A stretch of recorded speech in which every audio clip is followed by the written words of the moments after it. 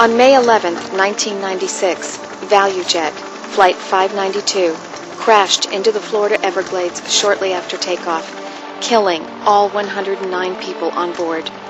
In the wake of this tragedy, the FAA, in partnership with industry, embarked upon an intensive 90-day safety review, and system safety was born into the FAA. There is no doubt that we have made major improvements in the way that we serve the public, in the way that we do our own business, and in the way that air carriers are now designing their systems and operating as part of the air transportation system. I believe that air carriers are safer because of what we have done. Federal aviation regulations are the minimum standards required to operate an air carrier. However, regulations alone do not ensure safety. Accidents can occur even when all regulations are followed. The Federal Aviation Administration has developed and implemented an unprecedented, proactive approach to airline safety and surveillance, which is revolutionizing the aviation industry. The approach? System safety. Title 49 of the United States Code, Section 44702B, requires air carriers to operate at the highest degree of safety. It is the air carrier's responsibility to provide a safe operation to the traveling public. 14 CFR 121-133 requires that each certificate holder prepare and keep current a manual for the use and guidance of flight, ground operations, and management personnel in conducting its operations. 14 CFR 121-135 requires that each manual used in conducting its operations must include instructions and information necessary to allow the personnel concerned to perform their duties and responsibilities with a high degree of safety. Many of our regulations exist today because of accidents that have occurred in the past. Our regulations exist, as we know them today, to help prevent accidents. System safety not only allows a carrier to comply with the regulations, but in addition enables them to enhance their level of safety to a higher degree. The FAA has determined that the principles of system safety built inherently into an air carrier's corporate culture and manual system is operating with the highest degree of safety. The FAA's system safety-based approach to air carrier oversight includes the validation of regulatory requirements, a review of entire programs, not just portions, the application of safety attributes, and the application of risk management. If an applicant or an operator incorporates system safety, they will be inherently safer. It is a stretch over and above the specific regulatory requirements that we have for operators to comply with. So that gives system safety its importance to us and to them, more importantly. A system is defined as a group of interrelated processes, which are a composite of people, software, facilities, equipment, procedures, tools, and materials. All of these composites operate in a specific environment to perform a specific task or mission requirement for an air carrier. Each part needs to operate efficiently in order to ensure that the entire system works. The ideal level of safety is freedom from danger or harm. However, we cannot operate airplanes and be completely free from danger. Since we will have inherent risks, safety is defined as the quality of a system that allows the system to function under predetermined conditions with an acceptable level of risk. A system safety-based approach considers and evaluates the organization as a whole, a singular functioning operation, not just the separate parts or departments within the system. An airline system is comprised of 7 distinct air carrier systems. Aircraft configuration control is the system by which an air carrier maintains the physical condition of the aircraft and associated components. Manuals control the information and instructions that define and govern the air carrier's activities. Flight operations is the system pertaining to aircraft movement. Personnel training and qualifications is the system by which air carrier personnel are trained and qualified. Route structures provides guidance for maintenance of air carrier facilities on approved routes. Airmen and crew member flight, rest, and duty time prescribes time limitations for air carrier employees. Technical administration addresses other aspects of certification and operation, such as key management personnel. Each of these systems can be broken down even further to subsystems. For example, Flight Operations 3.0 has a subsystem 3.1, Air Carrier Programs and Procedures, but this is still too broad to review. We have to reach a working level and break it down even further. 3.1.6, Exit Seating, is a good example of an element or process. 3 represents the system, Flight Operations. 1 represents the subsystem, Air Carrier Programs and Procedures. And 6 represents Exit Seating, the working element. When we reach this level, each element can be reviewed for regulatory compliance and the presence of safety attributes.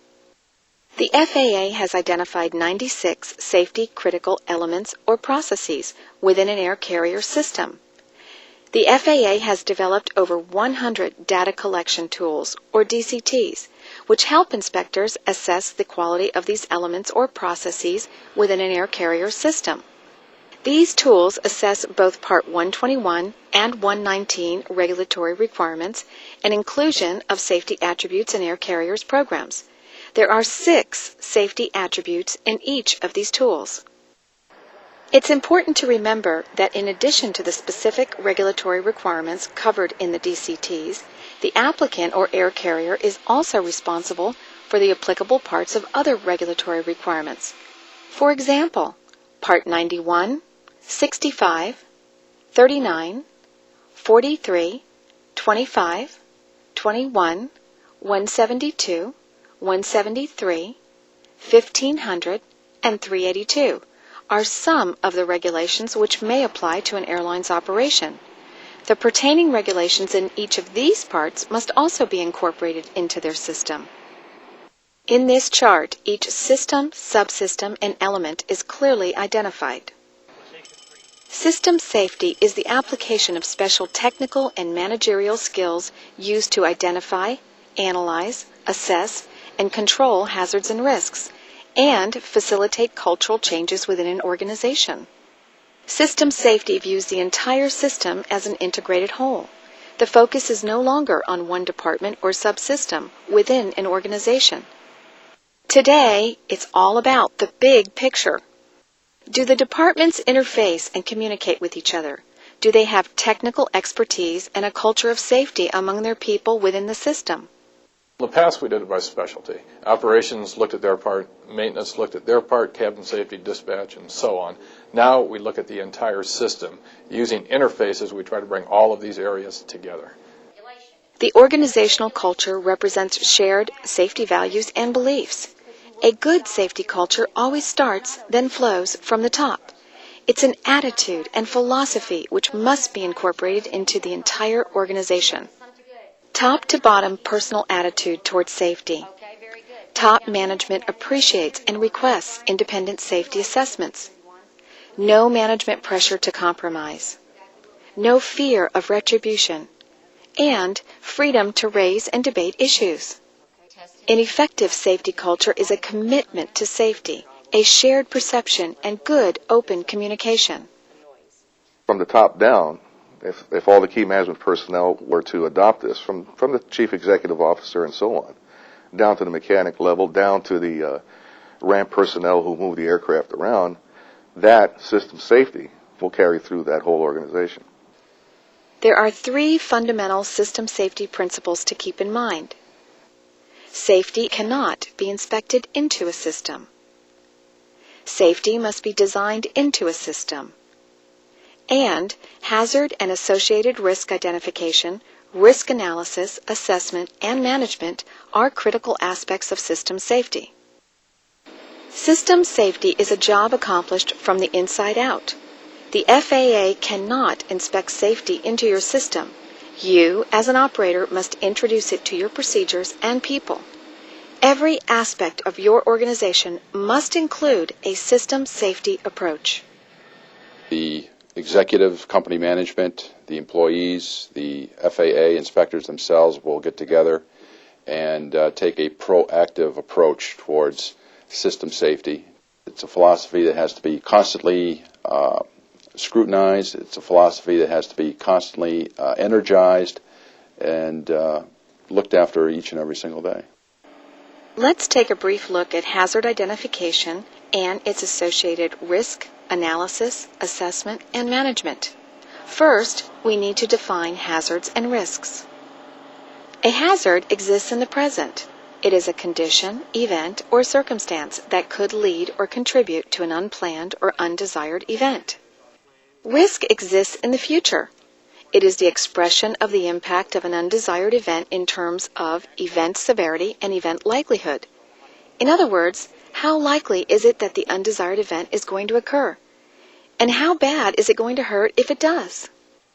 A simple example of hazard and risk would maybe be a situation in an air carrier where they failed to have the regulatory requirement to obtain, maintain, and distribute current aeronautical data for flight crews.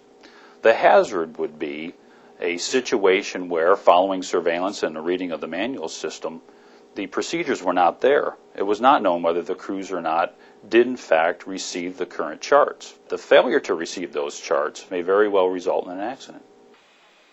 A risk statement is a forward-looking approach to safety.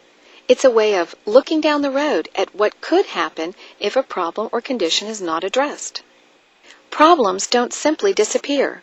Although the concern may be minimal now, if ignored, these issues could become serious.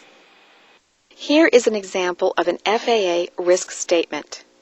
First, identify the hazard, which is a condition that could lead to an undesired event or consequence.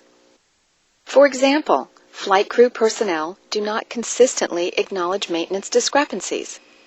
The consequence is what could result from this oversight.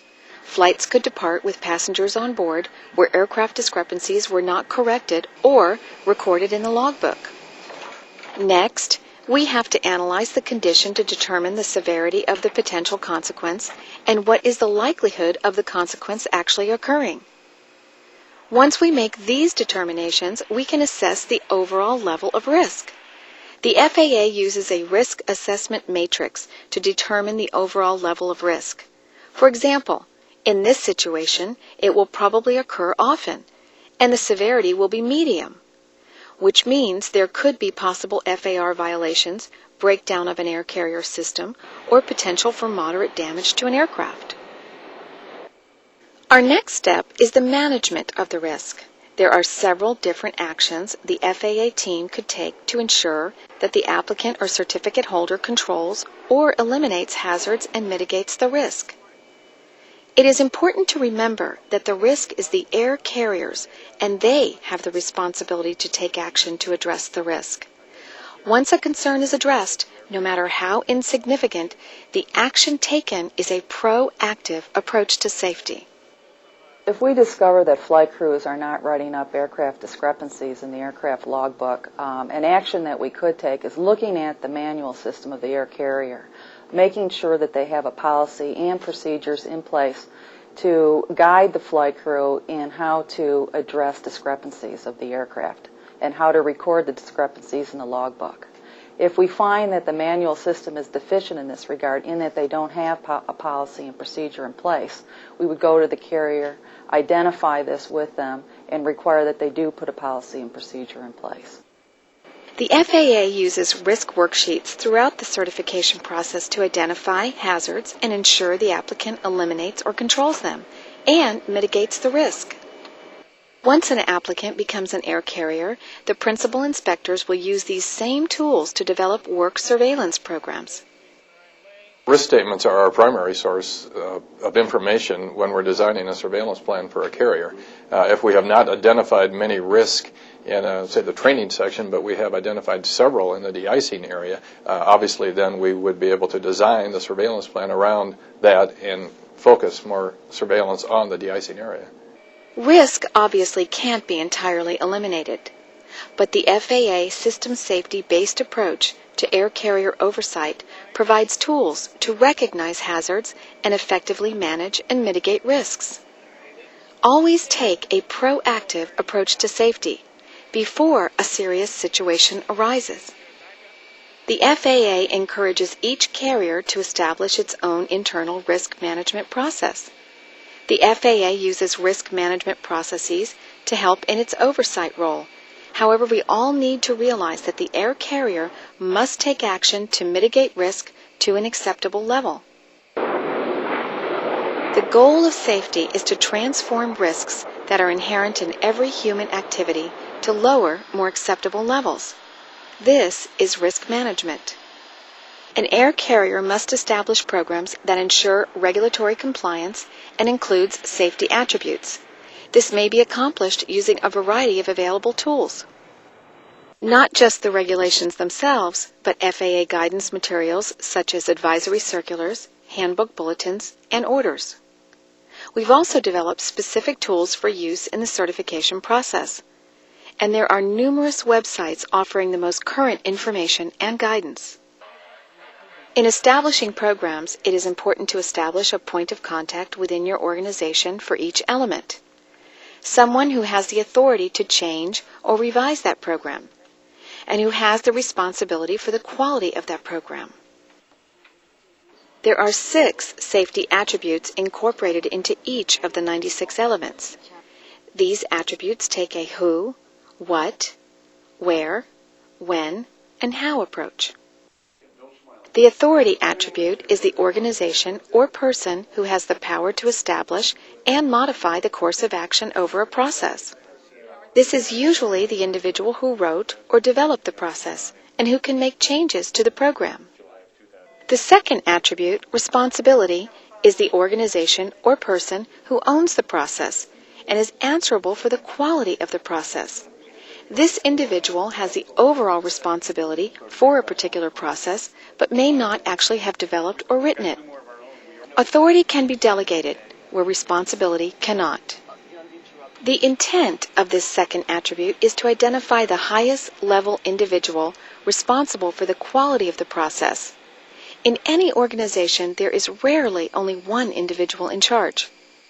For example, the authority to establish and modify an airline's carry-on baggage program may be the director of in-flight, but the overall responsibility for the carry-on baggage program may be the director of operations. Procedures is the documented or prescribed methods of accomplishing a process. There is a distinct difference between policy and procedure. Fundamental questions regarding air carrier procedures are: do they work as written? Are they consistent between and among manuals? Do they provide a level of safety? Let's take a look at the carry-on baggage program again. The policy is all carry-on baggage must be properly stowed for takeoff and landing. How is this accomplished? Do the air carrier's written procedures provide employees with instructions to ensure regulatory and safety requirements are met? Controls are the checks or restraints that are designed into a process to ensure a desired result. Essentially, a method to ensure procedures are followed. Here are a few control methods for the carry-on baggage program. a sizing device used at the ticket counter and/or gate. The agent checks at the gate and then flight attendant at the aircraft door for oversized baggage. Ticket jackets may give passengers information regarding carry-on baggage requirements. Gate agent and flight attendant carry-on baggage announcements. Flight attendant checks before aircraft door is closed that all carry-on baggage and overhead bins are closed and secure. Process measures are designed to identify, analyze, and document potential problems within a process and help improve those processes. The questions to ask here are, is it working? And how do you know it's working? This is risk management. You may have a procedure that you've put in place in an airline, and you think it's the best procedure out there. And when it actually is out there and in place, oops, it doesn't work, and you have to make changes. And that's where the airline can now take what happens out there, make their changes, look to see, is what we put in place actually working? If it's not, they make changes. Here are some process measure examples for the carry-on baggage program. First, do you have an audit program to evaluate the carry-on baggage process? If so, how does it work? When is it accomplished? And where is it documented? Another process measure might include a procedure to identify hazards or conditions as they occur. There could be a procedure in place in their manual that says if you get 2 or more passengers that bring excess baggage or try to board, you are to write an in-flight report. The flight attendant writes a report, turns it in. The director of in-flight looks at it. Now, there are procedures in place where this report now is forwarded to the director of safety and perhaps the director of stations. Well, the director of stations gets this report and says, well, you know, I've just gotten a report a week ago with the very same problem. That would alert that particular department that there may be a problem out there. Interfaces are used to identify and manage the interactions among processes. Written policies and procedures that are interrelated and located in different manuals must be consistent and mutually complementary. The process identifies potential interfaces, methodologies to document interfaces, and develops communication and feedback among interfaces. For interfaces to be effectively managed, it is not only important to identify what the interfaces are, but it is imperative to document their specific location within the manual system. Good organizational communication among different departments and processes is imperative to safe operations. If the mechanic communicates with maintenance control, he handles the problem. He also has to communicate with dispatch to let dispatch know there's an operational limitation on his aircraft at this point. He can react.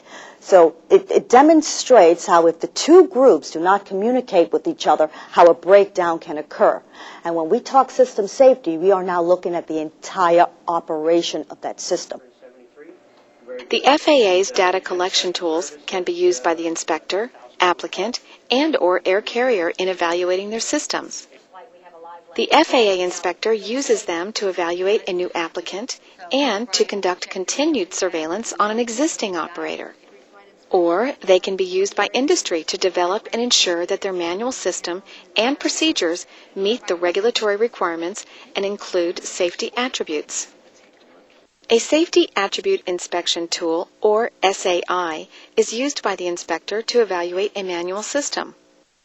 The purpose of an SAI is to ensure that a particular system element or process within an air carrier's operation incorporates safety by inclusion of the 6 safety attributes and that it also complies with the applicable regulations. Element Performance Inspection, or EPIs, are designed to determine if an air carrier adheres to its written procedures and controls for each system element. In other words, is the carrier following their procedures?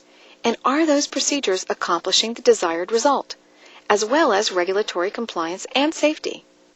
Simply said, an SAI is a design tool that the FAA uses to ensure that system safety principles are designed into an air carrier system, whereas an EPI is an element performance inspection where an inspector would use that tool to go out and evaluate the functionality of procedures and system safety concepts in an operator that's up and running. Let's look at one example of an SAI data collection tool. SAI 3.1.5 is used to evaluate the carry-on baggage program.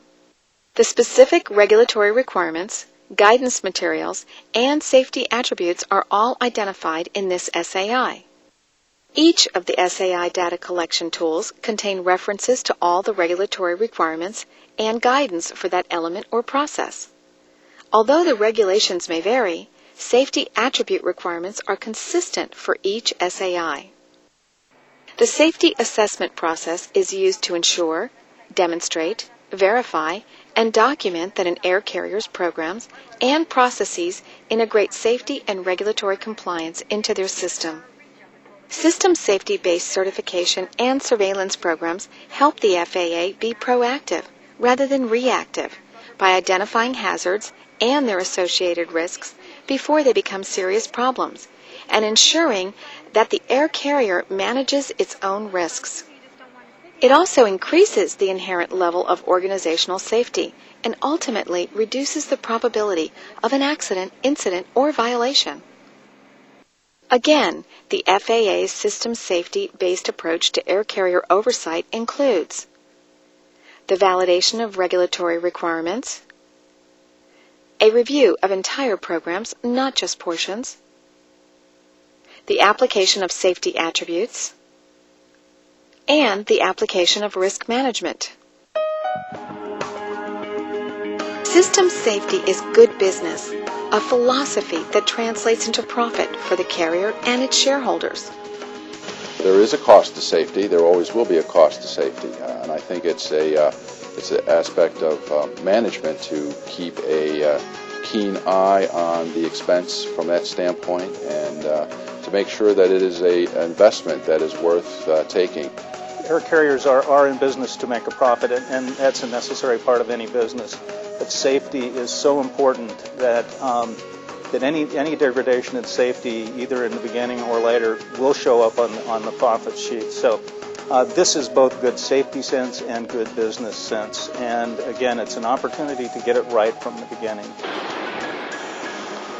Earlier business practices and procedures would not likely be as safe or effective in today's global marketplace. We have learned a great deal from tragedies like ValueJet and the comprehensive 90-day safety review that ensued. We took a long, hard look at what wasn't working and what needed to change.